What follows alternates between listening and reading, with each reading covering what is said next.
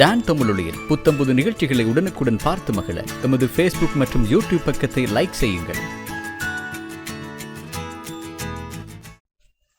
வணக்கம் நேர்களே, இன்றைய பத்திரிகைகளில் நிகழ்ச்சியில் இன்றைய காலை பொழுதில் உங்கள் இல்லத்திரைகளில் உங்களை சந்தித்திருப்பதில் மிக்க மகிழ்ச்சி.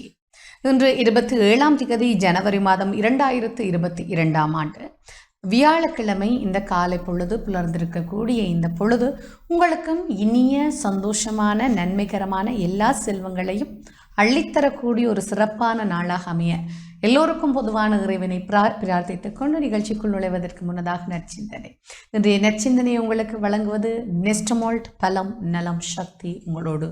இன்றைய காலை பொழுதில் ஒவ்வொருவரிடத்திலும் நாங்கள் உயிர்களிடத்தில் அன்பு செலுத்துவோம் என்று சிறு வயதிலிருந்தே நாங்கள் கற்றுக்கொண்டிருப்போம்.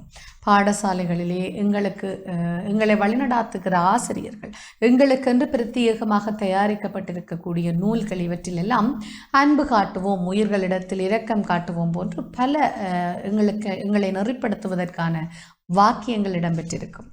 ஆனால் எத்துணை பேர் அப்படி செய்திருக்கிறோம் அல்லது அப்படி செய்து கொண்டிருக்கிறோம் என்றால் பெரும் கேள்விக்குரிய ஒரு விடயம்தான். இயந்திரமயப்பட்ட காலப்பகுதியிலே அனைவரும் வேலை தளங்களுக்கு ஓடிச் செல்வதும் விரைவதும் வீடுகளிலே தங்கள் குழந்தைகளோடு நேரங்களை செலவிட முடியாமல் போவதும் இப்போது ஒரு பாரிய ஒரு ஒரு ஒரு அழுத்தமான ஒரு நிகழ்வாக, ஆனால் அவசியமான நிகழ்வாக பதிவாகி இருக்கிறது. இந்த நிமிடங்களிலெல்லாம் நிச்சயமாக கிடைக்கக்கூடிய ஓரிரு நொடிகளிலேனும் நாங்கள் யாரை சந்திக்கிறோமோ எங்களுக்கு உள்ளே இருக்கக்கூடிய பொறாமை, அழுக்காறு, அவா இவற்றையெல்லாம் துறந்து நிச்சயமாக அந்த உயிர்களிடத்தில் நாங்கள் அன்பு செலுத்துகிற பட்சத்தில் எங்களுக்கான ஒரு புண்ணியம் என்று சொல்லுவார்கள், எங்களுக்கான எதிர்கால கணக்காக கூட அது இருக்கலாம் அல்லது பின் விளைவாக கூட இருக்கலாம். அது நிச்சயமாக நன்மையே பயக்கும் என்று கூறிக்கொண்டு நெஸ்டமோல் பிரதான அனுசரணையோடு அந்த நற்சிந்தனையை உங்களுக்கு வழங்கிக் கொண்டு இன்றைய பத்திரிகைகளில் என்ன செய்திகள் இடம்பெற்றிருக்கின்றன பார்க்கவிருக்கிறோம். யாழ் மாவட்டத்திலிருந்து பிராந்திய பத்திரிகைகளாக ஈழநாடு, வலம்புரி, உதயன், தினக்குரல் ஆகிய பத்திரிகைகள் இன்று எங்கள் கரங்களில் கிடைக்கப்பெற்றிருக்கின்றன. முதலாவதாக நாங்கள் ஈழநாடு பத்திரிகையின் பிரதான தலைப்புச் செய்தி என்ன சொல்கிறது? காணாமலாக்கப்பட்டோரின் உறவுகள் வவுனியா மாவட்ட செயலகத்தை முற்றுகையிட்டு நேற்று போராட்டம், போலீஸ் போராட்ட தரப்பு முருகலால் பதற்ற நிலை என்று பிரதான தலைப்பிட்டிருக்கிறது இன்றைய ஈழநாடு பத்திரிகை. வலம்புரி பத்திரிகை மக்களின் தேவையை நிறைவேற்ற முடியாவிட்டால் அதிகாரத்தை கைவிட்டு வீட்டுக்கு செல்லுங்கள். பாராளுமன்ற உறுப்பினர் எரான் விக்ரமரத்ன என்று அவரது ஒளிப்படம் ஒன்றோடு அந்த செய்தியை காண்கிறோம். இதேவேளை உதயன் பத்திரிகை என்று பிரதான தலைப்பிட்டிருக்கிறது. நீதி கோரியோர் மீது போலீஸ் பாய்ச்சல், வவுனியா மாவட்ட செயலகம் முன்பாக நேற்று கலேபரம். அது தொடர்பான ஒளிப்படமும் இங்கு பதிவாகி இருக்கிறது. தினக்குரல் பத்திரிகையிலும் அதே செய்திதான். ஆனால் முற்றுகையிட்டு நேற்று போராட்டம், போலீஸ் போராட்ட தரப்பு முருகலால் பதற்ற நிலை என்கிறவாறு அங்கேயும் ஒரு ஒளிப்படம் இருக்கிறது. இதேவேளை நாங்கள் தொடர்ச்சியாக பார்ப்போமாக இருந்தால் தினக்குரல் பத்திரிகையின் பிரதான தலைப்பு என்ன கூறுகிறது? எண்ணெய் கொண்டு வர மட்டும் ஏன் இல்லை? டொலர் விவகாரத்தில் பாரிய சூழ்ச்சிகள், நீரின்றியும் மின்சார நெருக்கடி ஏற்படும் அபாயம் ஏற்பட்டுள்ளது என்கிறது ஜேவிபி என்கிற விடயத்தை இங்கே தினக்குரல் தலைப்பிட்டிருக்கிறது. நான் நினைக்கிறேன் இது தொடர்பாக கடந்த திங்கட்கிழமை இந்த இன்றைய பத்திரிகைகளில் நிகழ்ச்சியில் உங்களை நான் சந்தித்த போது சில விடயங்களை விளக்கியிருந்தேன் என்று நம்புகிறேன். நீர் பற்றாக்குறை ஏற்படவிருக்கிறது, நீரின்மையால் மின்சார நெருக்கடி ஏற்படவிருக்கிறது என்று ஒரு நெருக்கடிக்கான காலமாகவே இந்த காலம் இருந்து கொண்டிருக்கிறது. பார்க்கலாம். தொடர்ச்சியாக நாங்கள் இந்த பிரதான தலைப்புச் செய்திகளினுடைய விரிவாக்கத்திற்கு சென்று பின்னர் முக்கிய செய்திகளை இணைக்கலாம். ஈழநாடு பத்திரிகையின் பிரதான தலைப்புச் செய்தியின் விரிவாக்கம். காணாமலாக்கப்பட்டோரின் உறவுகள் வவுனியா மாவட்ட செயலகத்தை முற்றுகையிட்டு நேற்று போராட்டம், போலீஸ் போராட்ட தரப்பு முருகலால் பதற்ற நிலை என்று தலைப்பிடப்பட்டிருக்கிறது. விரிவாக்கத்திற்கு செல்கிறோம். காணாமலாக்கப்பட்டோரின் உறவினர்கள் நேற்று வவுனியா மாவட்ட செயலகத்தை முற்றுகையிட்டு போராட்டம் நடாத்தினர். நீதியமைச்சின் நடமாடும் சேவை நேற்று ஆரம்பமான போதே இந்த போராட்டம் இடம்பெற்றது என்றவாறு அவர்களுடைய போராட்டத்தினுடைய தன்மை, அங்கு போலீஸ் போராட்ட தரப்புக்கு இடையிலே முருகல் நிலை ஏற்பட்டமை தொடர்பிலே அந்த செய்தியின் விரிவாக்கத்தை அவதானிக்க முடிகிறது. இதன்போது மாவட்ட செயலகத்திற்கு நுழைய முயன்ற போராட்டக்காரர்களை போலீசார் தடுத்து நிறுத்த முயன்ற போது இரு தரப்பினரிடையேயும் தள்ளுமுள்ளு ஏற்பட்டு முறுகல் நிலை வரை சென்றது. இதனால் அந்த பகுதியில் பதற்றம் ஏற்பட்டது. காலை 9:30 மணி முதல் சுமார் 3 மணி நேரத்திற்கும் அதிகமான நேரம் நீடித்த இந்த போராட்டத்தால் பிரதான வீதி ஊடான போக்குவரத்தும் தடைப்பட்டது. இதனால் போக்குவரத்துக்கு மாற்று வீதியை பயன்படுத்தும் விதமான நடவடிக்கையும் போலீசார் முன்னெடுத்திருந்தனர். போராட்டக்காரர்களை அடக்க முடியாது போலீசார் திணறிய நிலையில் போராட்டம் இடம்பெற்ற இடத்திற்கு வவுனியா தலைமை போலீஸ் பொறுப்பதிகாரி JAS ஜெயக்கொடி, மாவட்டத்தின் மேலதிக அரசாங்க அதிபர் டி தினேஷ்குமார் ஆகியோர் சென்று அவர்களுடன் கலந்துரையாடினர். இதைத் தொடர்ந்து காணாமலாக்கப்பட்டவர்களை பதிவு செய்வதற்கான அதிகாரிகளும் அவர்களுடன் பேசினர். இதன்போது இந்த அரசியல் உறவுகளை காணாமலாக்கியது, அவர்களிடமிருந்து எமக்கான நீதி எவ்வாறு கிடைக்கும், இதுவரை அமைக்கப்பட்ட ஆணைக்குழுக்களுக்கும் விசாரணைகளுக்கும் என்ன நடந்தது என்ற கேள்விகளை எழுப்பினர். அதாவது இந்த அரசியல் உறவுகளை காணாமலாக்கியது, அவர்களிடமிருந்து எமக்கான நீதி எவ்வாறு கிடைக்கும், இதுவரை அமைக்கப்பட்ட ஆணைக்குழுக்களுக்கும் விசாரணைகளுக்கும் என்ன நடந்தது என்று கேள்வி எழுப்பினார்கள். அத்துடன் மரணச் சான்றிதழையும் இழப்பீட்டையும் ஒருபோதும் பெற்றுக்கொள்ள மாட்டோம், OMP அலுவலகம் வேண்டாம் என்கிறோம், நீங்கள் அதனை எமக்கு திணிக்கிறீர்கள், இனிமேல் இங்கு வர வேண்டாம் என்று கூறிய காணாமலாக்கப்பட்டவர்களின் உறவினர்கள் அங்கிருந்து வெளியேறினர். இதே நேரம் காணாமலாக்கப்பட்டவர்களின் உறவினர்கள் எழுப்பிய கேள்விகளுக்கு அதிகாரிகள் பதிலளிக்க முடியாது திணறி மௌனித்திருந்தனர் என்று அங்கிருந்தவர்கள் கூறினர்.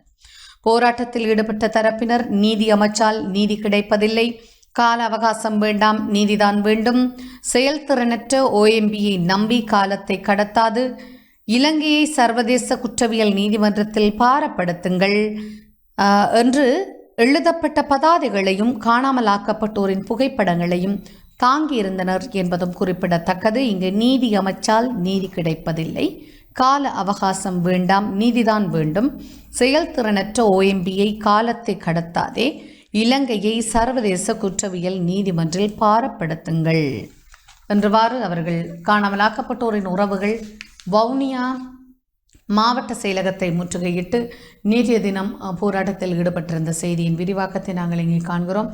ஒளிப்படத்தை நீங்கள் இதற்கு முன்னதாக திரையில் அவதானித்திருக்க முடியும்.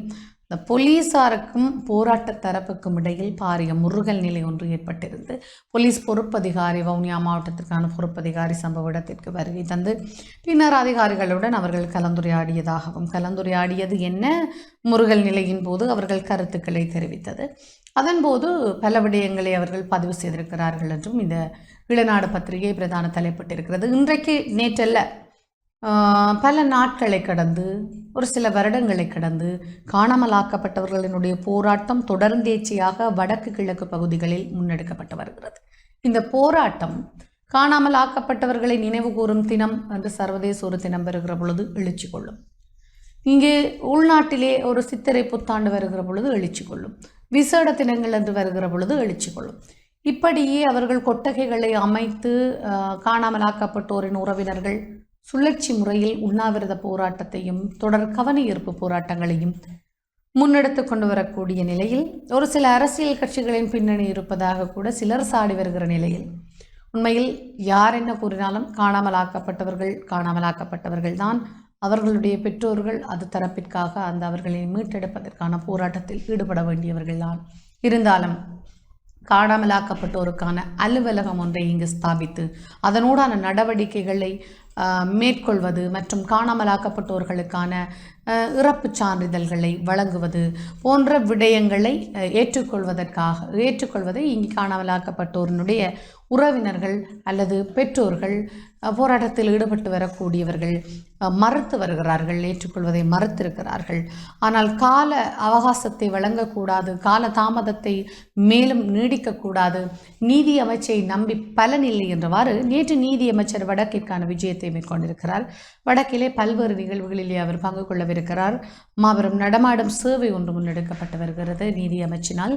அது தவிர பல்வேறு நிகழ்வுகளில் பங்கேற்கவிருக்கக்கூடிய அவர் நேற்று வவுனியாவிற்கு சென்றிருந்த நிலையில், வவுனியா மாவட்ட செயலகத்திற்கு அவர் சென்றிருந்த நிலையில் மாவட்ட செயலகத்தை முற்றுகையிட்டு இந்த போராட்டம் முன்னெடுக்கப்பட்டிருக்கிறது. எது எவ்வாறாக இருப்பினும் தமிழர்களினுடைய போராட்ட வடிவங்கள் வெவ்வேறு விதங்களில் இன்றும் தொடர்கின்றன என்பது ஒரு செய்தி.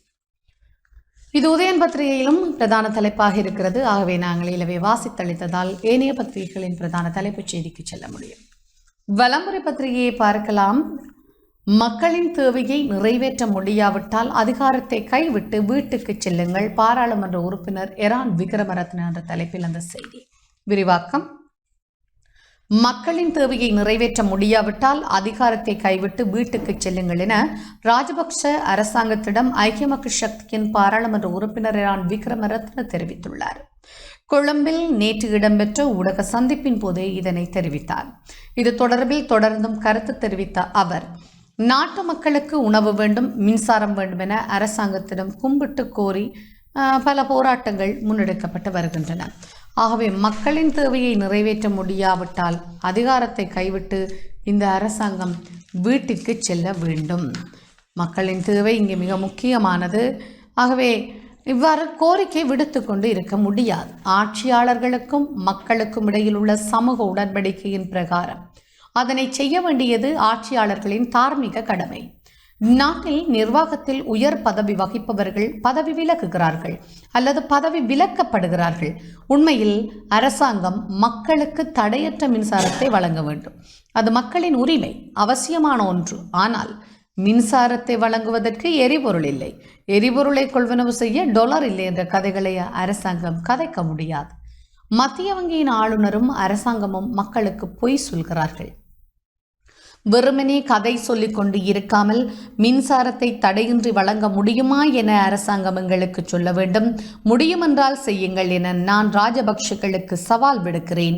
ஆகவே மக்களின் தேவைகளை நிறைவேற்றுவது ஆட்சிகளின் கடமை, ஆட்சியாளர்களின் கடமை, பொறுப்பு. அதனை செய்ய முடியாது போனால் ஆட்சி அதிகாரத்தை கைவிட்டு வீடு செல்லுமாறு தயவுடன் கேட்டுக்கொள்கிறேன் என்று பாராளுமன்ற உறுப்பினர் எரான் விக்ரமரத்னவை மேற்கோள் காட்டிய அந்த செய்தி. மக்களின் தேவையை நிறைவேற்றாவிட்டால் அதிகாரத்தை கைவிட்டு வீட்டுக்கு செல்லுங்கள். நாட்டிலே சமகாலமாக நீங்கள் பார்த்தால் தெரியும், பல்வேறுபட்ட தரப்புகளால் இப்படியான வலியுறுத்தல்கள், இப்படியான அழுத்தங்கள், இப்படியான கோரிக்கைகள் என்று ஒவ்வொரு வடிவங்களில் அரசை நோக்கிய கண்ணைகள் சென்று கொண்டுதான் இருக்கின்றன. இப்போது அடிப்படை தொழில் செய்கிற, அதாவது அன்றாடம் காட்சி என்று சொல்லுவார்கள், அன்றாடம் கூலி தொழில்களை செய்து தாங்கள் அன்றைய பொழுதிற்கான உணவுகளை கொள்வனவு செய்வதற்காக அன்றைய தினம் உழைப்பிற்காக செல்லுவோர்களுடைய வீடுகளில் பட்டினி ஏற்பட்டிருக்கிறது. அதுதான் உண்மை, பட்டினி ஏற்பட்டிருக்கிறது. அதேவேளை அலுவலகங்களுக்கு சென்று மாதாந்தம் ஒரு வருமானத்தை, நிரந்தர வருமானத்தை பெறக்கூடிய மிடில் கிளாஸ் ஃபேமிலி என்று சொல்லலாம், நடுத்தர வர்க்கத்தினருக்கு இடையிலான குடும்பங்களில் இப்போ 3 நேரமும் உண்பது என்பது ஒரு அவர்களுக்கு பிடித்தமான உணவை உண்ண முடியாமல் போயிருக்கிறது.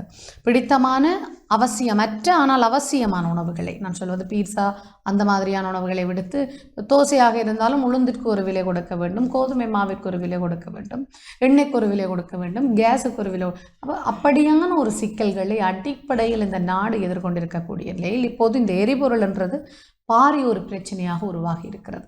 இந்நிலையில் தான் எரிபொருள் பிரச்சனையால் எரிபொருள் இல்லை, எரிபொருளை கொள்வனவு செய்வதற்காக $, இல்லை என்று அரசாங்கம் சாடிக்கொண்டிருக்க முடியாது. இந்த நாட்டு மக்களினுடைய தேவைகளை நிறைவேற்றவே அரசாங்கம். ஆகவே அவர்கள் மக்களின் தேவைகளை நிறைவேற்றாமல் போனால் தங்களுடைய ஆட்சி அதிகாரங்களிலிருந்து நிச்சயமாக அவர்கள் வெளியேற வேண்டும். அவ்வாறு வெளியேறுகிற பட்சத்தில் தான் மக்களுக்கு விமோசனம் கிடைக்கும் என்று நாடாளுமன்ற உறுப்பினர் எரான் விக்ரமரத்ன தெரிவித்திருக்கிறார். சில ஊடகவியலாளர்கள் பேசிக் கொண்டிருந்த போது ஒரு விடயம் ஞாபகத்திற்கு வருகிறது. பொருத்தமான தருணமாக தெரியவில்லை, பகிர விரும்புகிறேன். அதாவது இப்போது நாட்டை சீனாவிடம் கையளித்தால் பட்டினி சாவிலிருந்து ஒருவர் தப்ப முடியும் என்று கூட நாட்டில் சிலர் பேசுகிற அளவிற்கு நாட்டின் பொருளாதாரம் மிக மோசமான நிலையை சந்தித்திருக்கிறது. ஆக 3 வேளை உணவு உண்பதே ஒரு கேள்விக்குரிய ஒரு நேரத்தில் அரசாங்கம் பதவி விலக வேண்டும், ஆட்சி அதிகாரத்தை வேறொருவரிடம் அல்லது பிற தேர்தலில் போட்டியிட்டு வரக்கூடிய உள்நாட்டவர்களிடமே கையளிக்க வேண்டும் என்கிற கோரிக்கைகள் நாளுக்கு நாள் வலுவடைந்து வருகின்றமை குறிப்பிடத்தக்கது. தொடர்ச்சியாக தினக்குரல் பத்திரிகையினுடைய விரிவாக்கத்திற்கு செல்ல முடியும். நான் பார்க்கிறேன் இங்கே எரான் விக்ரமரத்ன சொன்ன கருத்தோடு இந்த கருத்தும் ஒரே பாதையில் பயணிக்கிறது. எண்ணெய் கொண்டு வர மட்டும் ஏன் இல்லை, $, விவகாரத்தில் பாரிய சூழ்ச்சிகள், நீரின்றியும் மின்சார நெருக்கடி ஏற்படும் அபாயம் ஏற்பட்டிருக்கிறது என்கிறது JVP. விரிவாக்கத்திற்கு செல்ல முடியும். டொலர் எரிபொருள் இல்லாமையினால் மின்சார நெருக்கடி ஏற்பட்டுள்ளதனை போன்று நீரின்றியும் மின்சார நெருக்கடி ஏற்படும் அபாயம் ஏற்பட்டுள்ளதாக ஜேவிபி தெரிவித்துள்ளது. இந்த நேரத்தில் தமது பிரச்சனைகளை மக்களிடம் முன்வைத்துக் கொண்டிருப்பதை நிறுத்தி ஏற்பட்டுள்ள நெருக்கடி நிலைக்கு தீர்வு காண்பதற்கான நடவடிக்கைகளை எடுக்குமாறு அரசாங்கம் வலியுறுத்துவதாகவும் ஜேவிபி குறிப்பிட்டுள்ளது. பாருங்கள், தமது பிரச்சனைகளை மக்களிடம் முன்வைத்துக் கொண்டிருப்பதை நிறுத்தி நெருக்கடி நிலைக்கு தீர்வு காண நடவடிக்கை எடுக்குமாறு அரசாங்கத்திடம் வலியுறுத்துவதாக ஜேவிபி குறிப்பிட்டிருக்கிறது. பத்ராமுல்லையில் ஜேவிபி தலைமை அலுவலகத்தில் நேற்று புதன்கிழமை நடைபெற்ற செய்தியாளர் சந்திப்பில் கலந்து கொண்டு உரையாற்றிய அந்த கட்சியின் பிரசார செயலாளர் விஜித ஹேரத் இவ்வாறு தெரிவித்தார். இதன்போது அவர் மேலும் தெரிவிக்கையில், நாட்டில் தற்போது பாரிய அளவில் மின்சார நெருக்கடி ஏற்பட்டிருக்கிறது. 27ஆம் தேதி வரையில் மின்வெட்டு இடம்பெறாது என்று கூறினாலும் அடுத்து என்ன நடக்கும் என்று எதுவும் தெரியாது. இது தொடர்பில் மின்சார சபை தெளிவுபடுத்தினாலும் மக்கள் நம்பிக்கையின்றியே இருக்கிறார்கள். அரசாங்கத்தின் அமைச்சர்கள் ஒவ்வொரு கதைகளை கூறுகிறார்கள். டொலர் வழங்கினால் எரிபொருள் வழங்குவோம் என்று கமன்பில கூறும்போது எரிபொருள் வழங்கினாலே மின்சாரத்தை வழங்க முடியும் என லொக்குகே கூறுகிறார். ஆனால் நெருக்கடி நிலைமைக்கு தீர்வு காணப்படவில்லை என்கிறவாறு இதேவேளை அமைச்சரவை தீர்மானத்திற்கு அமைய கப்பல்களில் இருந்து எரிபொருளை இறக்குவதற்கு டொலரை விநியோகிக்க நடவடிக்கை எடுக்கப்படுகிறது. அவ்வாறு இறக்கப்படுகின்ற எரிபொருளை மின்சார உற்பத்திக்கு வழங்கினால் வாகனத்திற்கு எரிபொருள் இல்லாமல் போகும் என்பதுடன் மற்ற தொழிற்சாலைகளுக்கும் பாதிப்புகள் ஏற்படும். தற்போதைய நெருக்கடி நிலைமையில் நாளை நடக்கப் போவது என்னவென்று எவராலும் ஊகிக்க முடியாத நிலைமையே காணப்படுகிறது. மின்சார சபை திடீரென தமது பேச்சுக்களை மாற்றுகிறது. இதேவேளை அண்மை காலமாக நீர்மின் உற்பத்தி அதிகளவில் இடம்பெற்றமையினால் நீர்த்தேக்கங்கள் வற்றி வருகின்றன. ஆரம்பத்தில் மார்ச் மாதம் வரையில் நீர் போதுமானதாக இருந்த போதும் தற்போது அது குறைவடைந்துள்ளது. இதனால் மின் உற்பத்தியானது பெரும் நெருக்கடியை சந்திக்கும்.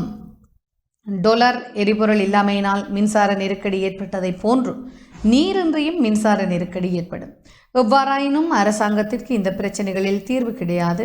அமைச்சர் கமன்பில, காமினி லொக்குகே மற்றும் மின்சார சபை என்பன வெவ்வேறாக கருத்துக்களை கூறுகின்றன.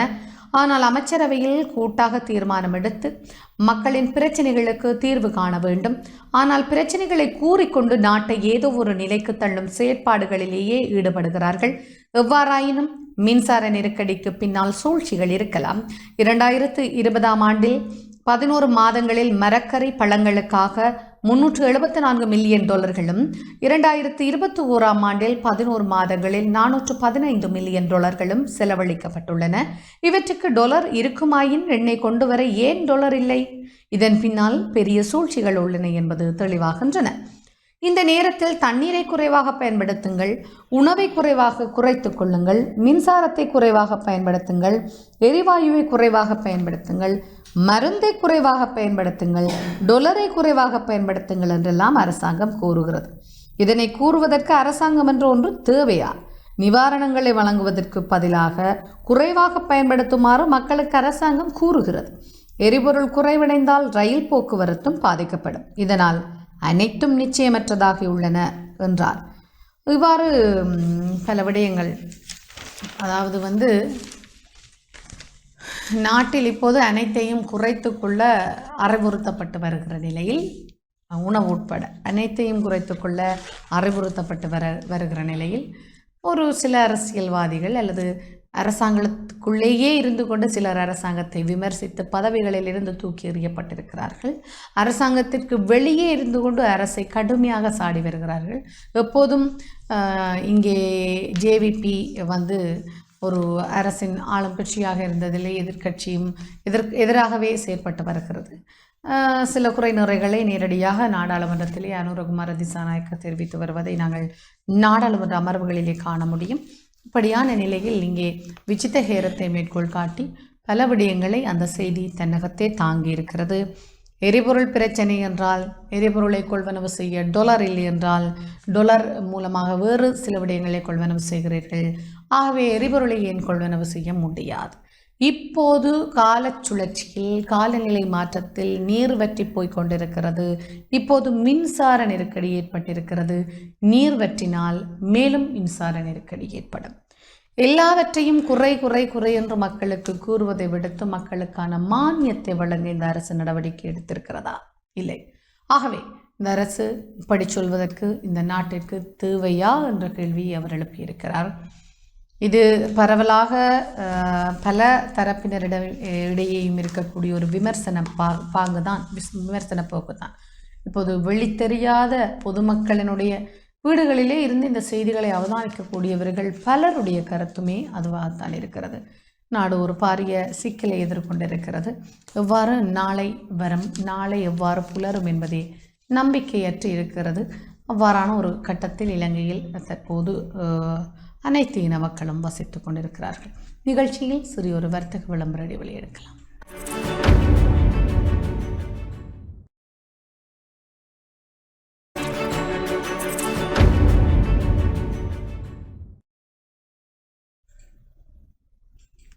சிறிய விளம்பர இடைவெளியின் பின் மீண்டும் இணைந்திருக்கிறோம். இன்றைய பத்திரிகைகளோடு தொடர்ச்சியாக ஈழநாடு பத்திரிகையின் முற்பக்கத்து முக்கிய செய்திகளை இணைக்கலாம். கொரோனா தொற்றின் வீரியம் மீள அதிகரித்திருப்பதாக பார்க்கக்கூடியதாக இருக்கிறது. சில செய்திகளிலிருந்து வடக்கில் நேற்று 9 தொற்றாளர்கள், யாழ்ப்பாணத்தில் 5 பேர் உட்பட வடக்கு மாகாணத்தில் நேற்று 9 தொற்றாளர்கள் அடையாளம் காணப்பட்டனர். யாழ்ப்பாணம் பல்கலைக்கழகத்தில் நேற்று நடாத்தப்பட்ட PCR பரிசோதனையின் போதே இந்த விடயம் கண்டுபிடிக்கப்பட்டிருக்கிறது அல்லது வெளியாகி இருக்கிறது. அந்த சோதனை அறிக்கையின் பிரகாரம் யாழ்ப்பாண மருத்துவமனையில் 3 பருத்தித்துறை ஆதார மருத்துவமனையில் 1 சாவகச்சேரி ஆதார வைத்தியசாலையில் ஏனையோரும் என்று இங்கே வடக்கில் 1 கிளிநொச்சி மாவட்ட பொது மருத்துவமனையிலே 1 முல்லைத்தீவிலே 1 வவுனியா பொது மருத்துவமனையில் 2 9 பேருக்கு தொற்று உறுதி செய்யப்பட்டிருக்கிறது நேற்று. இதேவேளை கொரோனாவிற்கு 16 பேர் மரணம் என்று அதனை அடுத்தொரு செய்தி காணப்படுகிறது. இங்கே நாட்டில் கொரோனா தொற்றால் பெண்கள் 8 பேர் உட்பட 16 பேர் நேற்று முன்தினம் உயிரிழந்திருக்கிறார்கள் என்ற அறிக்கை நேற்று வெளியாகி இருக்கிறது. இதேவேளை அருகிலே இங்கே கிளிநொச்சியில் தொற்று உச்சம், 2 நாட்களில் 106 பேர் அடையாளம் என்றவாறு ஒரு செய்தி. கிளிநொச்சியில் கடந்த 2 நாட்களில் திங்கள் செவ்வாய்க்கிழமைகளில் மட்டும் 106 பேருக்கு கொரோனா தொற்று உறுதி செய்யப்பட்டதாக மாவட்ட சுகாதார தரப்பு தெரிவித்துள்ளது. எனவே கிளிநொச்சி மாவட்ட மக்கள் அவதானத்துடனும் சுகாதார விதிகளை பின்பற்றியும் செயற்படுமாறு மாவட்ட சுகாதார பிரிவு கேட்டுக்கொண்டிருக்கிறது. கிளிநொச்சி மாவட்டத்தில் கடந்த செவ்வாய்க்கிழமை 40 தொற்றாளர்களும், அதாவது நேற்று முன்தினம், அதற்கு முதல் நாளான திங்கட்கிழமை 66 தொற்றாளர்களும் இனங்காணப்பட்டிருக்கிறார்கள். ஆனால் இந்த எண்ணிக்கை பரிசோதனைக்கு உட்படுத்தி கொண்டவர்களில் மட்டுமே. சமூகத்தில் இதைவிட அதிகளவான தொற்றாளர்கள் காணப்படலாம் என்று சுகாதார பிரிவு எச்சரித்திருக்கிறது. நாட்டில் ஒமைக்ரான் தொற்று அதிவேகமாக பரவி வருவதால் பொதுமக்கள் மிகுந்த அவதானத்துடன் செயற்படுமாறும் தெரிவிக்கப்பட்டுள்ளது என்று அந்த செய்தி. கிளிநொச்சியில் தொற்று உச்சம் 2 நாட்களில் 106 பேர் அடையாளம் என்ற செய்தியாக காணப்படுகிறது. ஆகவே மிக கவனமாக இருக்க வேண்டிய ஒரு தருணம். இப்போது ஒரு சீரற்ற காலநிலை நிலவுகிறது. மாசிப்பனி மூசிப்பெய்யும் என்பார்கள். மாசி மாதத்தை நெருங்கிக் கொண்டிருக்கிறோம். இந்த வருடத்தின் ஜனவரி மாதத்தின் முடிவு பகுதியில் இருக்கிறோம். தமிழுக்கு மாசி தொடங்கி இன்னும் சில நாட்கள் இருக்கின்றன. ஆனால் பனி என்பது இப்போது புலம்பெயர் நாடுகளில் அல்லது ஐரோப்பிய நாடுகளில் இருப்பதை போல பாடசாலைக்கு மாணவர்கள் செல்லுகிற பொழுது மலையகங்களிலே இந்த ஸ்வெட்டர் அணிந்து செல்வார்கள், அந்த குளிருக்கான ஆடை அணிந்து செல்வார்கள். இப்போது நாட்டில் குறிப்பாக வடக்கில் யாழ்ப்பாணத்திலே நாங்கள் பரவலாக பார்க்க முடிகிறது. இந்த ஸ்வெட்டரோடு பிள்ளைகள் பாடசாலை செல்கிற ஒரு சம்பவங்கள் தினசரி அவதானிக்க முடிகிறது. அவ்வளவு பனி மூட்டமாக இருக்கிறது. வடக்கு கிழக்கு குறிப்பாக நாடு முழுவதும் காலநிலை சீரற்று இருக்கிறது. இந்த நிலையில் சளியுடன் கூடிய காய்ச்சல் பலருக்கு ஏற்பட்டிருக்கிறது. பாடசாலைகள் முற்றுமுழுதாக இயங்க ஆரம்பித்திருக்கின்றன. இந்த நிலையில் மாணவர்கள் சிறுவர்கள் மாணவர்களாக இருக்கக்கூடியவர்கள் பாடசாலைகளிலே நெருங்கி பழகுகிற தன்மைகளை எல்லாம் கொண்டிருப்பார்கள். என்னதான் நாங்கள் சமூக இடைவெளியை பின்பற்றினாலும், என்னதான் நாங்கள் அறிவுரைப்பு வழிகாட்டிகளை விடுத்தாலும் சில விடயங்களை கட்டுப்படுத்த முடியாது என்பது யதார்த்தபூர்வமான உண்மை. அப்படியாக பார்க்கிற பொழுது நிறைய பிள்ளைகளுக்கு இப்போது ஒரு சீசனுக்கு காய்ச்சல் என்று சொல்கிற போது என்பது போல இந்த ஃபீவர், சளியோடு கூடிய காய்ச்சல் வந்திருக்கிறது. இப்போது பார்த்தால் 106 தொற்றாளர்கள் கிளிநொச்சியில் அடையாளம் காணப்பட்டிருக்கிறார். இது பரிசோதிக்கப்பட்டவர்களுக்கு மாத்திரம். பரிசோதனைக்கு வந்தவர்களில் இந்த அடையாளம் உறுதிப்படுத்தப்பட்டது. இப்படி பரிசோதனைக்கு வராமல் வெளியில் இருக்கக்கூடியவர்கள் நிறைய பேர் இருப்பார்கள். சமூக தொற்றிற்கான ஒரு அபாயம் இருக்கிறது.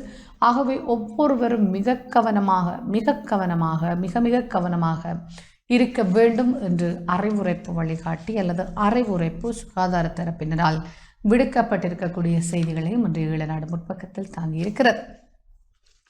ஏனைய ஒரு செய்தி ஒன்று கட்டமிடப்பட்ட ஒரு செய்தி பார்க்கலாம். சைக்கிளில் அலுவலகம் செல்வோருக்கு சலுகை, சுற்றாடல் அமைச்சு பரிசீலனை. வேறு வழியில் இனி சைக்கிளில் தான் சென்றாக வேண்டும். பெட்ரோல் எல்லாமே வெளியேறி இருக்கிறது. சைக்கிளில் செல்வோருக்கு அரசாங்கம் சலுகை அளிப்பதான செய்தி பார்க்கலாம். விரிவாக்கத்துக்கு பார்க்க செல்லலாம். அனைத்து வீதிகளிலும் சைக்கிள் ஓட்டுபவர்களுக்கு ஒரு பாதையை ஒதுக்குவதுடன் சுற்றாடல் அமைச்சுடன் இணைந்த நிறுவனங்களில் சைக்கிள் ஓட்டுபவர்களுக்கு சலுகைகளை வழங்குவதற்கான ஒழுங்குமுறை வேலை திட்டத்தை அறிமுகப்படுத்த உள்ளதாக சுற்றாடல் அமைச்சர் மஹிந்த அமரவீர தெரிவித்திருக்கிறார். காற்று மாசுபாட்டை குறைக்கும் நடவடிக்கையாக சைக்கிள் பாவனையை ஊக்குவிக்க நடவடிக்கை எடுக்கப்பட்டிருக்கிறது என்று அமைச்சரவை பத்திரம் தயாரிக்கப்பட்டுள்ளதாகவும் அமைச்சர் அதாவது காற்று மாசா அல்லது பெட்ரோல் தட்டுப்பாடாக தெரியவில்லை. நகரங்களில் போக்குவரத்து நெரிசல் ஏற்படும் போது பயணிக்கும் வாகனத்திற்கு 1 கிலோமீட்டருக்கு அரசு 103.56 ரூபாய் செலவழிக்க வேண்டும் என்று ஒரு கணக்கெடுப்பு தெரிவிக்கிறது.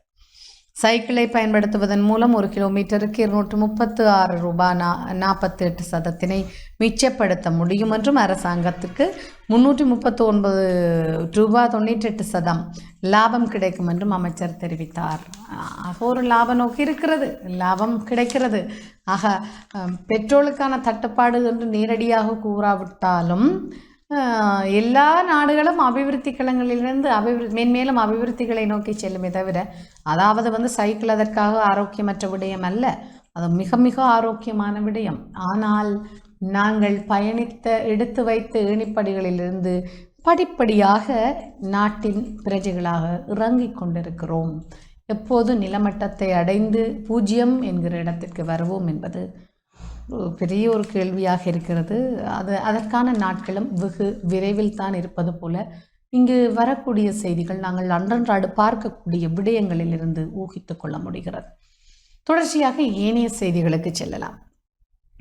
தமிழரின் ஒருமித்த கோரிக்கையை எதிர்க்கும் அரச கைகூலிகளுக்கு இடமளிக்காதீர்கள். தமிழ் மக்களிடம் செலோ கோரிக்கை என்றவாறு தலைப்பிட்டு ஈழநாட்டின் முற்பக்கத்தில் ஒரு செய்தி. இந்தியாவை நோக்கிய கோரிக்கையின் வழியாக இலங்கை அரசின் இனவழிப்பிற்கு எதிராக தந்திரோபாய நகர்வை தமிழர் தரப்பு ஒருமித்த பலத்துடன் மேற்கொண்டுள்ளது. இதற்கு எதிராக போராட்டத்தை நடாத்தி தமிழர் தரப்பை காட்டிக் கொடுக்கும் நடவடிக்கைகளில் ஈடுபடும் அரசின் கைகூலிகளின் நடவடிக்கைகளுக்கு இடமளிக்காதீர்கள். இவ்வாறு கோரிக்கை விடுத்துள்ளது தமிழ் தேசிய கூட்டமைப்பின் பங்காளி கட்சியான டெலோ என்றவாறு அந்த செய்தியின் விரிவாக்கத்தை பார்க்கலாம். இது குறித்து அது வெளியிட்டுள்ள அறிக்கையில் தெரிவிக்கப்பட்டுள்ளவை வருமாறு: மாகாண சபை முறைமையை முற்றுமுழுதாக நீக்கி தமிழர்களை பலமற்றவர்களாக ஆக்குவோம் என்ற சபதத்தோடு அரச கட்டளை ஏறியவர் இன்றைய ஜனாதிபதி புதிய அரசியல் யாப்பின் மூலம் அதை நிறைவேற்ற தயாராகி வருகிறார். ஒரு நாடு ஒரு சட்டமன்ற செயலணியின் தலைவர் ஞானசார தேரர் மாகாண சபை முறைமையை அழித்து ஒழித்து தமிழர்களுக்கு இருக்கும் ஆக குறைந்த அதிகார முறைமையை நீக்குவோம் என்ற செயற்பாட்டை முன்னெடுத்து வருகிறார். அமைச்சரவை அந்தஸ்துடன் இந்தியாவுக்காக தூதுவராக சென்ற மிலிந்த மொரகுட தமிழர்கள் அரசியலில் தீர்வை கோரவில்லை, அன்றாட வாழ்க்கை பிரச்சனைகளை தீர்க்க கோருகிறார்கள் என்று கூறி வருகிறார். மாகாண சபை முறைமை ஒரு வெள்ளை யானைக்கு ஒப்பானது என்று இந்தியாவில் தெரிவித்து வருகிறார். வியாத்மக என்ற சிங்கள புத்திஜீவிகள் அமைப்பு மாகாண சபை முறைமையை ஒழித்து கட்டி தமிழர்களை எமது தாயக பூமியிலேயே அரசியல் பலமற்றவர்களாக ஆக்க முயற்சி செய்கிறார்கள். மகா சங்க பௌத்த பிக்குகள் இதே திசையிலேயே பயணிக்கிறார்கள். 13வது திருத்தச் சட்டம் எமது அரசியல் தீர்வு அல்ல என்பதை நாம் திட்ட தெளிவாக கூறியிருக்கிறோம். நிரந்தரமான அரசியல் தீர்வை நாம் எட்டும் வரையும் மாகாண சபை முறைமை அரசியல் யாப்பில் இருப்பது அவசியமாகும். இதை நீக்கிவிட்டாலோ அல்லது பலவீனமாக்கினாலோ தமிழர் இருப்பே இந்த நாட்டில் கேள்விக்குறியாகிவிடும்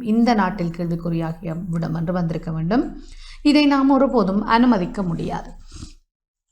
மாகாண சபையின் அடித்தளமாக இருக்கும் 13வது திருத்தச் சட்டத்தை நீக்குவதே இதற்கு ஒரே வழி என்ற வகையில் பேரினவாத தென்னிலங்கை சிங்கள அரசு பிரசாரத்தை முன்னெடுத்து வெற்றியும் கண்டு வருகிறது. இதற்கு வலு சேர்க்கும் விதமாக எமது தமிழ் இனத்திலேயே தேசியவாதிகள் என்ற போர்வையோடு இயங்கும் அரச கைகூலிகள் 13 எதிர்ப்பு என்று ஒரு போராட்டத்தை அரசின் கனவுகளை நிறைவேற்றுவதற்கு சாதகமாக செயற்படுகிறார்கள். இவர்களை தமிழ் மக்கள் அடையாளம் கண்டு நிராகரிக்க வேண்டும். தமது அரசியல் கொள்கைக்கான எந்த பாதையையும் வகுக்க முடியாதவர்கள், இதுவரையும் எந்த நகர்வையும் மேற்கொள்ளாதவர்கள், தமிழர்கள் ஒருமித்து முன்னெடுக்கும் செயல்பாடுகளை விமர்சிப்பதையே அரசியலாக கொண்டுள்ளார்கள். ஒற்றையாட்சியை எதிர்க்கிறோம் என்று கூறிக்கொண்டு அதன் கீழ் உள்ள பிரதேச சபைகளில் பதவிகளை பெற்றுக் கொண்டவர்கள், ஒற்றையாட்சியை ஏற்று சத்திய பிரமாணம் செய்து பாராளுமன்ற பதவிகளை அலங்கரித்துக் கொண்டவர்கள், எதிர்க்கிறோம் என கூறும் 13 உள்ள மாகாண சபை தேர்தலில் போட்டியிட தயாராகி வருபவர்கள், இரட்டை வேடம் போடும் இவர்களை மக்கள் அடையாளம் கண்டு கொள்ள வேண்டும். மீள ஒரு முறை அது ஒற்றையாட்சியை எதிர்க்கிறோம் என்று கூறிக்கொண்டு அதன் கீழுள்ள பிரதேச சபைகளில் பதவிகளை பெற்றுக் கொண்டவர்கள், ஒற்றையாட்சியை ஏற்று சத்திய பிரமாணம் செய்து பாராளுமன்ற பதவிகளை அலங்கரித்துக் கொண்டவர்கள், எதிர்க்கிறோம் என கூறும் 13 உள்ள மாகாண சபை தேர்தலில் போட்டியிட தயாராகி வருபவர்கள், இரட்டை வேடம் போடும் இவர்களை மக்கள் அடையாளம் கண்டு கொள்ள வேண்டும். இவர்களால் தமிழ் மக்களுக்கு எந்த விதமான தீர்வையோ விடிவையோ பெற்றுத்தர முடியாது. தமது அரசியல் கையாலாகாத நிலையை மக்கள் அடையாளம் கண்டுவிட்டார்கள் என்பதால் வெற்று கோஷங்களின் மூலமும் மக்களை ஏமாற்ற முயல்கிறார்கள். போராட்டத்திற்காக ஒரு துளி வியர்வை கூட சிந்தாதவர்கள் உயிரிழந்த போராளிகளையும் மக்களையும் தமது ஈனச் செயல்களுக்கு பயன்படுத்துகிறார்கள். அந்த புனித ஆத்மாக்களின் தியாகங்களை தமது சுயலாப அரசியலுக்காக விலை பேசுகிறார்கள். தமிழர்களுக்கான அரசியல் தீர்வை வேண்டி போராட வேண்டிய தேசியவாதிகள் என்று கூறிக்கொள்பவர்கள் தமிழர்களுக்கு எதிராகவே ஒரு போராட்டத்தை தாயக பூமியில் நடாத்துவதற்கு தமிழ் மக்கள் ஒருபோதும் அனுமதிக்கக்கூடாது. ஏற்கனவே அரசின் முகவர்கள் பலர் சிறு குழுக்களாக நின்று தேசியத்திற்கு எதிரான கருத்துக்களை தெரிவித்து வருவதை நீங்கள் அறிவீர்கள். அதே பாதையில் தேசியவாதிகள் என்ற போர்வையை போர்த்தி கொண்டு தமிழினை எதிர்ப்பு எனும் அரசின் நிகழ்ச்சி நிரலை சிரமம் மேற்கொண்டு அரசின் கனவுகளை நிறைவேற்றும் இந்த கைகூலிகளை நிராகரித்து தமிழரின் ஒற்றுமையை பேரினவாத அரசிற்கும் சர்வதேசத்திற்கும் தெரிவிக்குமாறு தமிழ் மக்களை வேண்டிக் கொள்கிறோம் என்று குறிப்பிடப்பட்டிருக்கிறது என்றவாறு அந்த செய்தியை நாங்கள் இங்கே காண்கிறோம். தமிழரின் ஒருமித்த கோரிக்கை எதிர்க்கும் அரசின் கைகூலிகளுக்கு இடமளிக்காதீர்கள் என்று தமிழ் மக்களிடம் செல்லோ கோரிக்கை என்று அது நேரடியாக நாங்கள் கூறுவதானால் தமிழ் தேசிய மக்கள் முன்னணியே அந்த செய்தி சாடி இருக்கிறது. ஒரு சில அரசாங்கத்திற்கு எதிரான அரசாங்க சார்பான குழுக்கள் வடக்கிலே உள்ளூராட்சி மன்ற தேர்தலாக இருக்கட்டும், நாடாளுமன்ற தேர்தலாக இருக்கட்டும், தேர்தல்களிலே போட்டியிட்டு உள்ளூராட்சி மன்றங்களிலே ஓரளவேனும் தங்களுக்கான ஒரு அங்கீகாரத்தை பெற்றுக்கொண்டிருந்தாலும் கூட தமிழ் தேசிய அரசியல் பரப்பில் தமிழ் தேசிய மக்கள் முன்னணி இப்போது கடந்த வருட தேர்தல்களை விட இந்த வருட தேர்தலில் அண்மையில் நடைபெற்ற தேர்தலிலே நாடாளுமன்றத்திலே ஒரு ஆசனத்தை பெற்று மேலதிகமாக ஒரு தேசிய பட்டியல் மூலமாக ஒரு ஆசனத்தை பெற்று இப்போது இருவர் அங்கிருந்து நாடாளுமன்றம் சென்றிருக்கிறார்கள். இந்நிலையிலேயே அவர்கள் 13வது திருத்தச் சட்டத்தில் எதுவும் இல்லை, அது ஒரு தமிழரின் பிரச்சனைக்கு அடிப்படையான தீர்வாக கூட அமையாது என்பதை பல இடங்களில் வெளிப்படுத்தி வலியுறுத்தி அது தொடர்பிலே கருத்துக்களை பதிவு செய்து வருகிறார். இந்நிலையில்தான் இப்போது அண்மையிலே தமிழர்களுடைய அபிலாஷிகள் அடங்கிய ஒரு வரைவை இந்தியாவிடம் கையளித்திருக்கக்கூடிய தமிழ் தேசிய அரசியல் பரப்பிலே இருக்கக்கூடிய ஒரு சில கட்சிகள் ஒன்றிணைந்து தமிழ் பேசும் கட்சிகள் ஒன்றிணைந்து என்று பின்னர் அது தமிழ் தேசிய கட்சிகள் ஒன்றிணைந்து என்று மாறியிருக்கிறது. அப்படியான கட்சிகள் ஒன்றிணைந்து இந்த விடயங்களை கையளிக்கிற பொழுது இப்போது இவர்கள் எதிராக கருத்தை தெரிவித்து வருகிறார்கள். அதனால் இந்த அறிக்கைகளை பார்த்தால் அரசாங்கம் எந்தெந்த வகையில் தமிழ் மக்களுக்கு எதிராக 11வது திருத்தச் சட்டத்திற்கு எதிராக பௌத்த தேரர்களாக இருக்கட்டும், அரசாங்கமாக இருக்கட்டும், இந்தியாவிற்கான இலங்கை தூதுவராக இருக்கட்டும், அதை தவிர சில பொது அமைப்புகள் சிங்கள மக்களை பிரதிநிதித்துவம் செய்யக்கூடிய பெரும்பான்மை மக்களது பொது அமைப்புகளாக இருக்கட்டும், அவர்கள் கட்டங்கட்டமாக இந்த விடயங்களை மறுத்து வருகிறார்கள். 13வது திருத்தத்தை இல்லாதொழிக்க வேண்டும் என்று கூறுகிறார்கள். தமிழர்கள் தங்களுக்கான ஒரு இனப்பிரச்சனைக்கான தீர்வை கோரவில்லை, அவர்கள் தங்களுக்கான அபிவிருத்தி களங்களை கோருகிறார்கள் என்றவாறு பலர் கருத்து தெரிவித்து வருகிறார்கள் என்று சொல்லுகிற வரிசையில் இப்போது தமிழ் தேசிய மக்கள் முன்னணியும் இந்த விடயங்களை சொல்லுகிற நேரத்தில் இது அரசாங்கத்திற்கு கைகூலியாக செயற்படுகிறது என்றவாறாக டெலோ அறிக்கையிட்டிருக்கிறது. இப்போது அந்த வரைவை இந்தியாவிடம் தமிழர்களின் கோரிக்கையை வலுப்படுத்தி அல்லது அது தொடர்பான விடயங்களை தன்னகத்தை கொண்ட அந்த வரைவை இந்தியாவிடம் சமர்ப்பித்திருக்கக்கூடிய தமிழ் கட்சிகளின் இந்த விடயத்திற்கு ஒரு ஊன்றுகோலாக முன்னணியில் நின்று செயற்பட்டது டெலோ கட்சி தான் அந்த அறிக்கையை இப்போது விடுத்திருக்கிறது. தமிழரின் ஒருமித்த கோரிக்கையை எதிர்க்கும் அரச கைகூலிகளுக்கு இடம் அளிக்காதீர்கள், தமிழ் மக்களிடம் டெலோ கோரிக்கை என்றது காணப்படுகிறது. இந்த செய்திகளோடு அண்மையில் அருகில் இருக்கும் ஒரு செய்தியை நாங்கள் தொடர்ச்சியாக வாசித்து அளிக்கலாம். மின்சார சபை தலைவர் நேற்று பதவி விலகினார். அது ஒரு ஒளிப்படத்தோடு அந்த செய்தி. இலங்கை மின்சார சபையின் தலைவர் MMC பெர்டினாண்டோ பதவி விலகுவதாக ஜனாதிபதிக்கு கடிதம் அனுப்பி வைத்துள்ளார்.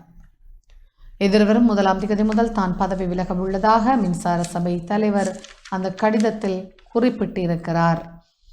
பல தடவைகள் மின்சார சபையின் தலைவராக பதவி வகித்த MMC பெர்டினாண்டோ யுகதனவி மின் உற்பத்தி நிலையத்தின் அரசாங்கத்திற்கு சொந்தமான பங்குகளை அமெரிக்க நிறுவனத்திற்கு மாற்றுவதற்கான ஒப்பந்தத்தில் கைச்சாத்திட்டதை அடுத்து பெரும் சர்ச்சைக்கு உள்ளானார். இதன் காரணமாக இவரின் செயல்பாடு தொடர்பில் மின் பொறியியலாளர்கள் மற்றும் புற ஊழியர்கள் கடும் எதிர்ப்பு தெரிவித்தனர். இந்நிலையில் அவர் பதவி விலகியுள்ளார் என்று காணப்படுகிறது. அந்த செய்தி யுகதனவி என்கிற விவகாரம் நீங்கள் அடிக்கடி கேள்விப்பட்டிருக்கக்கூடிய ஒரு விடயம். அந்த யுகதனவி மின் உற்பத்தி நிலையத்தினுடைய பங்குகளை அரசாங்கத்திற்கு சொந்தமான பங்குகளை யுகதனவி மின் உற்பத்தி நிலையத்தின் அரசாங்கத்திற்கு சொந்தமான பங்குகளை அமெரிக்கா நிறுவனத்திற்கு மாற்றுவதற்கான ஒரு ஒப்பந்தத்திலே அவர் கைச்சாத்திட்டிருந்தார். அந்த கைச்சாத்தின் பின்னர் அங்கே மின்சார சபைக்கு உள்ளேயே இருக்கக்கூடிய பலர் இதற்கு எதிர்ப்பு தெரிவித்தார்கள். பொறியியலாளர்களாக இருக்கட்டும், அங்கு பணியாளர்களாக இருக்கட்டும். அந்த அழுத்தங்களுக்கு மத்தியில் அவர் பதவி விலகி இருக்கிறார். முன்னாள் ஜனாதிபதி மைத்ரிபால சிறிசேன அண்மையில் ஒரு விடயத்தை பதிவு செய்திருந்தார். மின்சார சபைக்குள்ளே எரிபொருள் தட்டுப்பாடு அல்ல, அங்கு வேறு பிரச்சனை இருக்கிறது, அங்கு ஒரு பெரும் அரசியலே இருக்கிறது, யார் யார் அதனை இயக்கிக் கொண்டிருக்கிறார்கள் என்பது பின்புலத்தில் இருந்து தான் ஒரு ஜனாதிபதியாக இருந்த நிலையில் தனக்கு அது தெரியும் என்ற விடயங்களை பதிவு செய்திருந்தார். மிக தெளிவாக அதனை விவரித்தும் இருந்தார். கடந்த பத்திரிகைகளிலே நாங்கள் பார்த்திருக்க முடியும். அந்த செய்திகள் அண்மையில் வெளிவந்திருந்தன. இந்நிலையில் யுகதனவி மின் உற்பத்தி நிலையத்தின் அரசுக்கு சொந்தமான பங்குகளை அமெரிக்க நிறுவனத்திற்கு கையளிப்பதற்கான ஒரு ஒப்பந்தம் ஒன்றிலே கைச்சாத்திட்ட விவகாரத்தில் பாரிய அழுத்தங்களையும் எதிர்ப்புகளையும் சந்தித்த பின்னர் மின்சார சபை தலைவர் பதவி விலகி இருக்கக்கூடிய செய்தியை இன்றைய ஈழநாடு முற்பக்கத்தில் தாங்கியிருக்கிறது. ஏனைய ஒரு சில செய்திகளும் இங்கே இருக்கின்றன. இலங்கை செல்வோருக்கு கனடா பயண எச்சரிக்கை விடுத்திருக்கிறது. அந்த செய்தியின் விரிவாக்கத்திற்கு செல்லலாம்.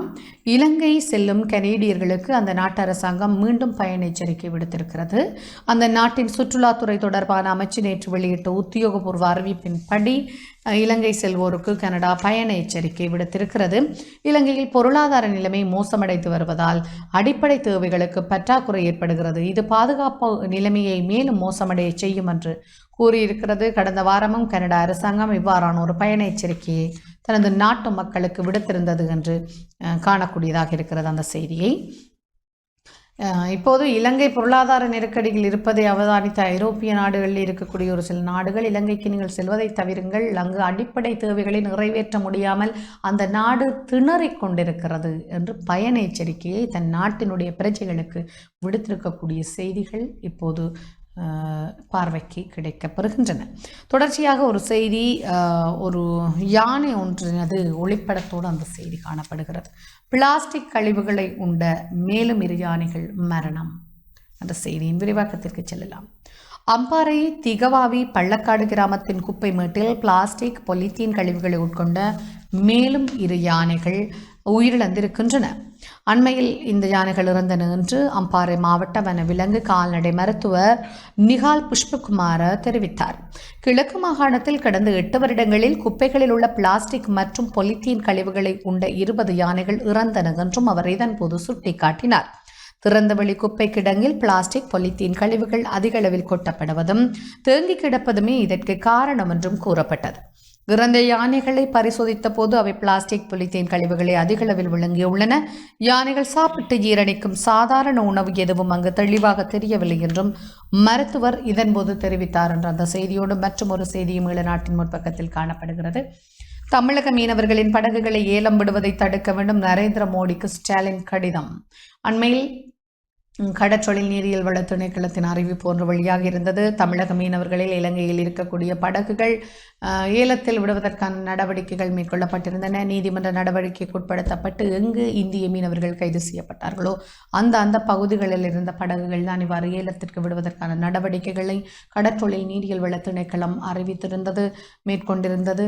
அதேவேளை ஏலத்திற்கு வருகை தருபவர்களுக்கான சில விதிமுறைகளையும் அந்த திணைக்களம் அறிவித்திருந்தது. இந்நிலையில் இந்திய பிரதமர் நரேந்திர மோடிக்கு தமிழக முதலமைச்சர் மு.க. ஸ்டாலின் ஒரு கடிதம் ஒன்றை எழுதியிருக்கிறார். அந்த கடிதத்திலே இலங்கை அரசாங்கம் கைப்பற்றிய படகுகளை ஏலம் விடுவதை தடுத்து நிறுத்தவும், தமிழக மீனவர்கள் மீதான தாக்குதலை நிறுத்தவும் மத்திய அரசு வலியுறுத்த வேண்டும் என்று தமிழக முதல்வர் மு.க. ஸ்டாலின் நேற்று செவ்வாய்க்கிழமை வலியுறுத்தியிருக்கிறார்.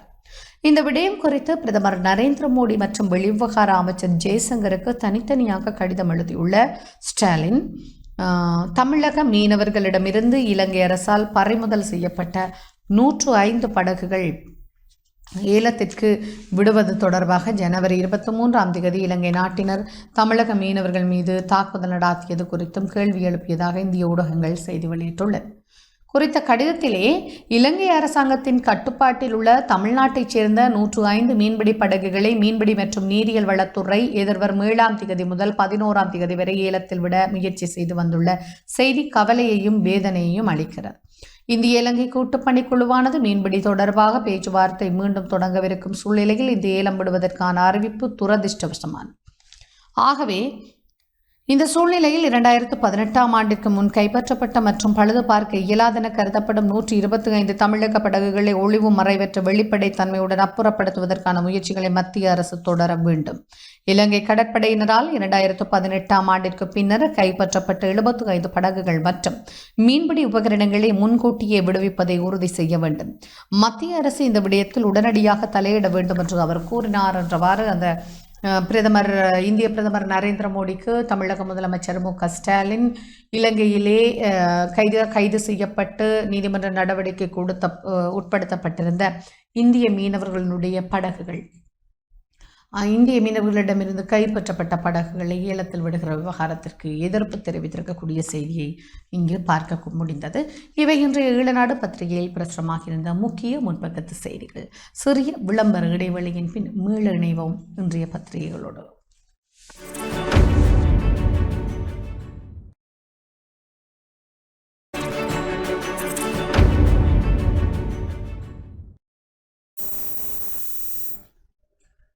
விளம்பர இடைவேளையின் பின் மீள இணைந்திருக்கிறோம். இன்றைய பத்திரிகைகளோடு தொடர்ச்சியாக இணைய பத்திரிகைகளின் முக்கிய செய்திகளை பார்க்கலாம். மேலவே வாசித்தளித்த செய்திகளை விட நாங்கள் புதிதாக இங்கு பிரசுரிக்கப்பட்டிருக்கக்கூடிய செய்திகளை இணைப்போம்.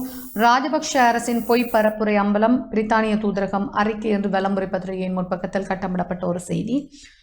பிரித்தானியாவின் தெற்காசியா மற்றும் ஐநா விவகாரங்களுக்கான அமைச்சர் தாரிக் அஹமட் இலங்கை வந்திருந்தமை தொடர்பிலே ராஜபக்ஷ அரசாங்கத்தின் பொய் பரப்புரையை பிரித்தானிய தூதரகம் வெளியிட்டுள்ள அறிக்கையில் கண்டறியப்பட்டுள்ளது என்று அந்த விடயத்தை இங்கு வலம்புரி பத்திரிகை பதிவு செய்திருக்கிறது. அவர் கடந்த வாரம் இலங்கைக்கு மேற்கொண்ட சுற்றுப்பயணத்தின் இறுதியில் இலங்கை அரசு தலைவர் கோட்டாபய ராஜபக்ஷவை சந்தித்து பேசினார். இந்த பேச்சுகளுக்கு பின்னர் இது தொடர்பாக அறிக்கையிட்ட அரசு தலைவர் கோட்டாபய ராஜபக்ஷ இலங்கை மனித உரிமை நிலவரங்களில் முன்னேற்றம் அடைந்துள்ளதாக தாரிக் அஹமட் பாராட்டியதாக குறிப்பிட்டிருந்தார். ஆனால் அதன் பின்னர் இது தொடர்பாக தனது ட்விட்டர் பதிவை வெளியிட்டுள்ள தாரிக் அஹமட் இலங்கையின் நல்லிணக்கம், நீதி மற்றும் மனித உரிமை நிலவரங்களில் முன்னேற்ற வேண்டிய அவசியத்தை வலியுறுத்தி இருந்தார் என்றும், அதனால் ராஜபக்ஷ அரசின் பொய் பரப்புரை அம்பலத்திற்கு வந்திருப்பதாகவும் அந்த செய்தி பதிவாகி இருக்கிறது. தனங்கிழப்பிலே சாவகச்சேரி போலீஸ் பிரிவிற்குட்பட்ட தனங்கிழப்பு மரவன்புலவு பகுதியிலே வீட்டிலிருந்து ஒருவருடைய சடலம் மீட்கப்பட்டுள்ள செய்தியை இங்கே காணக்கூடியதாக இருக்கிறது. அது 61 வயதான சுப்பிரமணியம் தவராசா என்பவரை இவ்வாறு சடலமாக மீட்கப்பட்டிருக்கிறார் என்ற ஒரு செய்தி. மேலும் கிளிநொச்சியில் வெவ்வேறு சம்பவங்களில் தீக்காயத்திற்குள்ளான 2 உயிரிழந்திருப்பதாக ஒரு செய்தி.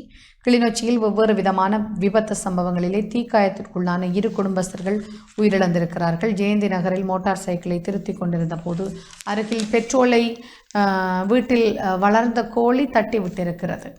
இதனால் தீக்காயத்திற்குள்ளான சூசைப்பிள்ளை யோகநாதன் என்பவர் உயிரிழந்திருக்கிறார். அதேபோல சாந்தபுரத்திலே அதிக பனி காரணமாக நெருப்பை மூட்டிவிட்டு முதுகு பக்கத்தினை காட்டிக் கொண்டிருந்த குடும்பஸ்தர் ஒருவர் ஷர்ட்டில் தீப்பற்றிய நிலையில் உயிரிழந்திருக்கிறார் என்று நான் இலவே சொன்னதைப் போல காலநிலை இப்போது மலையகத்தைப் போல ஐரோப்பிய நாடுகளைப் போல இலங்கையில் மாறியிருக்கிறது. அது இந்த ஒருவருடைய உயிரிழப்பிற்கு காலநிலை காரணமாக இருந்திருக்கிறது. ஏனைய செய்திகளை பார்க்கலாம். இங்கே ஏனைய வாசித்தளித்த செய்திகளை விட இயற்கை உரத்தினை பயன்படுத்தி இராணுவம் மேற்கொண்ட வயல் அறுவடை விழா என்ற ஒரு செய்தியை இன்றைய வலம்புரி முற்பக்கத்தில் தாங்கியிருக்கிறது. ஜனாதிபதியின் பசுமை விவசாய செய்கை திட்டத்தின் கீழ் இயற்கை உரத்தினை பயன்படுத்தி முல்லைத்தீவிலே இராணுவம் மேற்கொண்ட வயல் அறுவடை விழா தொடர்பாக அந்த செய்தி ஒரு சிறிய ஒரு ஒளிப்படத்தோடு காணப்படுவதை நாங்கள் அவதானிக்கக்கூடியதாக இருக்கிறது. இப்போது இராணுவத்தினர் விவசாயம் செய்ய ஆரம்பித்திருக்கிறார்கள். இராணுவம் மேற்கொண்ட அந்த விவசாய நெற்சிகையின் அறுவடை விழா சிறப்புற நடைபெற்றிருக்கிறது. அவர்கள் இயற்கை உரத்தை பயன்படுத்தி அந்த விவசாய நெற்சிகையை அறுவடை செய்திருக்கிறார்கள் என்றவாறு காணப்படுகிறது. வலிகாமத்தை பொறுத்தவரை மக்கள் பலரும் தங்களுடைய விவசாய காணிகளை மீள கையளிக்க வேண்டும் என்று கோரிக்கை விடுத்து இந்த நெற்றிக்கண் நிகழ்ச்சியில் கூட அந்த வலிகாம வடக்கு பகுதியினுடைய மக்களினுடைய மீள்குடியேற்றம் இன்றும் நிறுவப்படாத அந்த மக்களினுடைய தேவைகள் தொடர்பிலே எங்களுடைய நிகழ்ச்சி ஆராய்ந்த பொழுது பல விடயங்களை பதிந்திருந்தார்கள். விவசாய காணிகளை ஏனும் விடுவிப்பதற்கான நடவடிக்கைகளை மேற்கொண்டால் எங்களுடைய வாழ்வாதாரங்கள் சிறக்கும் என்று. ஆனால் இராணுவத்தினர் ஒரு புறம் விவசாயங்களை வடக்கிலே பரவலாக மேற்கொண்டு வருகிறார்கள். அதற்காக தொழிலாளர்கள் கூட நியமிக்கப்பட்டிருக்கக்கூடிய விடயங்களை பல வருடங்களுக்கு முன்பதாக நாங்கள் அறிந்திருக்கக்கூடியதாக இருந்திருக்கும்.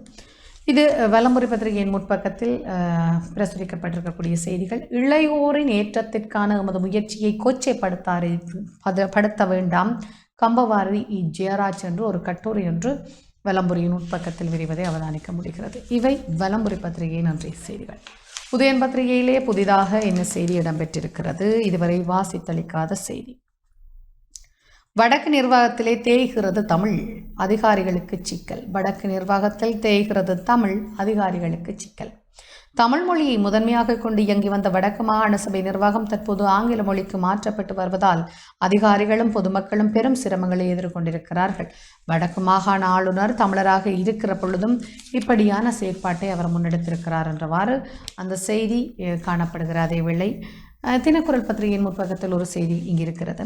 பிரதமரின் வங்கி கணக்கில் பணம் திருடனிலும் பெரிய திருடன் கதை. நாட்டில் திருட்டு ஊழல் மோசடிகள் எந்த அளவிற்கு இடம்பெறுகின்றன என்பதை பிரதமரின் வங்கி கணக்கிலிருந்து பணம் திருடப்பட்ட சம்பவம் எடுத்துக்காட்டுவதாக ஜேவிபி தெரிவித்திருக்கிறது. மஹிந்த ராஜபக்ஷ ஜனாதிபதியாக இருந்த காலத்தில் அவரின் கணக்கிலிருந்து பெருமளவான பணத்தை அவருடன் இருந்து ஒருவர் எடுத்துள்ளதாக வெளியாகும் செய்திகள் தொடர்பில் நேற்று பத்திரமுல்லையில் ஜேவிபி அலுவலகத்தில் நடாத்திய ஊடக சந்திப்பில் அந்த கட்சியின் பிரசார செயலாளர் விஜித கேரர் நாட்டில் திருட்டு ஊழல் மோசம் எந்த அளவிற்கு அதிகரித்திருக்கிறது இடம்பெறுகிறது என்பது பிரதமரின் வங்கி கணக்கில் இருந்து பணம் திருடப்பட்டமை ஊடாக தெளிவாகிறது என்று பதிவு செய்திருக்கிறார் அந்த தகவலை. இது தினக்குரல் பத்திரிகையின் முற்பக்கத்தில் பிரசுரமாயிருந்த முக்கிய முற்பக்கத்து செய்திகள். ஏனைய பத்திரிகைகளில் பிரசுரமாக இருக்கக்கூடிய முக்கிய செய்திகளை நாங்கள் தெளிவாக முழுமையாக வாசித்து அளித்திருக்கிறோம். இத்துடன் இன்றைய பத்திரிகைகள் நிகழ்ச்சி நிறைவடைகிறது. மீண்டும் நாளைய பத்திரிகைகளில் நாளைய தினம் இன்றைய பத்திரிகைகள் நிகழ்ச்சியோடு உங்களை சந்திக்கும் வரை விடைபெறுவது அன்புடன் மாலினி சந்தன். நன்றி நேயர்களே.